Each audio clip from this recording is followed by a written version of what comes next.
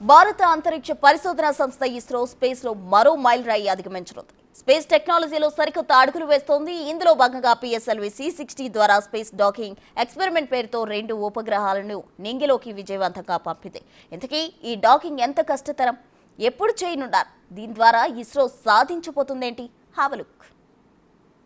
1-0 Space mission on the go. आसमान पूरी तरह साफ, ये दूर तक अपने Space docking experiment. प्रयोगों के लिए ఇస్రో చరిత్రలో మరో మైలురాయి. డాకింగ్ శాటిలైట్స్ లాంచ్ చేసిన అంతరిక్ష సంస్థ. ఇది వర్కౌట్ అయితే 4వ దేశంగా భారత్. డాకింగ్ టెక్నాలజీతో ఓన్ స్పేస్ స్టేషన్ దిశగా అడుగులు వేయనున్న ఇస్రో. వారం తర్వాత డాకింగ్ ప్రక్రియ మొదలు.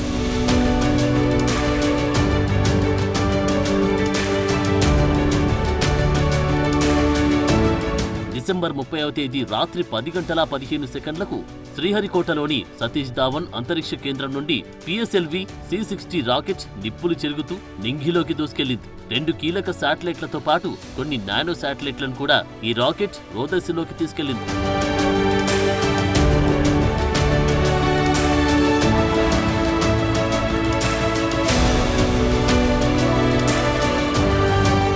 ఇస్రో ఈ ప్రయోగం ద్వారా స్పేస్ డాకింగ్ ఎక్స్పెరిమెంట్ లో ముఖ్యమైన చేజర్ టార్గెట్ శాటిలైట్లను రోదసిలో ప్రవేశపెట్టింది. ఈ శాటిలైట్లకు ఓ ప్రత్యేకత ఉంది. ఇందులో చేజర్ అనేది టార్గెట్ శాటిలైట్ ని టార్గెట్ చేయాల్సి ఉంటుంది. అంటే టార్గెట్ శాటిలైట్ కి ఉండే డాకింగ్ పరికరాన్ని చేజర్ శాటిలైట్ వెళ్లి కనెక్ట్ కావాల్సి ఉంటుంది. ఇది కరెక్ట్ గా జరిగితే ఈ మిషన్ గ్రాండ్ సక్సెస్ అయినట్లే.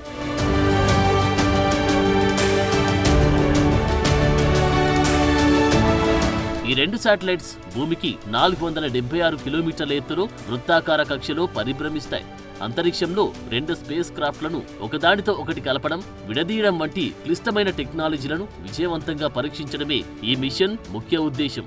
ఈ ప్రయోగం ద్వారా అంతరిక్షంలో వ్యోమనౌకలను డాకింగ్ చేయగల సామర్థ్యం కలిగిన 4వ దేశంగా భారతదేశం అవతరించనుంది. ఇప్పటి వరకు అమెరికా, రష్యా, చైనా మాత్రమే ఈ అరుదైన ఘనత సాధించాయి. ఈ డాకింగ్ ప్రస్తుతానికి జరపట్లేదు. వారం తర్వాత నిర్వహిస్తామని ప్రకటించింది ఇస్రో. అప్పటి వరకు శాటిలైట్లు అంతరిక్షంలో ప్రయాణిస్తాయి. ఆ తర్వాత డాకింగ్, అన్డాకింగ్ జరిపేలా ఒక పథక రచన. ప్రస్తుతం అమెరికా స్పేస్ రీసెర్చ్ సంస్థ నాసా తన అంతరిక్ష కేంద్రానికి డాకింగ్ నిర్వహిస్తోంది.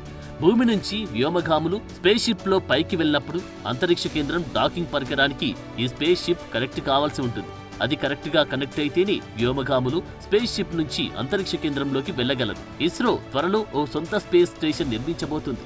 దీన్ని నిర్మించేందుకు తరచుగా వ్యోమగాములు రోదసిలోకి వెళ్లి అక్కడ ఏర్పాటు చేసే డాకింగ్ మిషన్ లోకి వెళ్లాల్సి ఉంటుంది.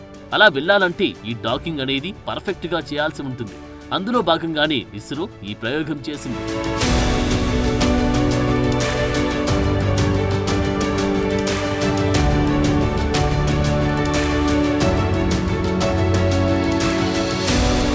అంతరిక్షంలో డాకింగ్ అనేది అత్యంత క్లిష్టమైన అంశం. అంతరిక్ష కేంద్రానికి ఉండే డాకింగ్ గదికి స్పేస్ షిప్ డాకింగ్ పరికరం పర్ఫెక్ట్ గా సెట్ కావాల్సి ఉంటుంది. ఏమాత్రం పక్కకు జరిగినా డాకింగ్ జరగదు. ఒక్కోసారి డాకింగ్ చేసేటప్పుడు ప్రమాదం కూడా జరగొచ్చు. అలా జరిగితే కొన్ని ఫ్లూయిడ్లు లీక్ అవుతాయి. అలా లీక్ అయితే వ్యోమగాములు స్పేస్ స్టేషన్ లోకి వెళ్లలేరు.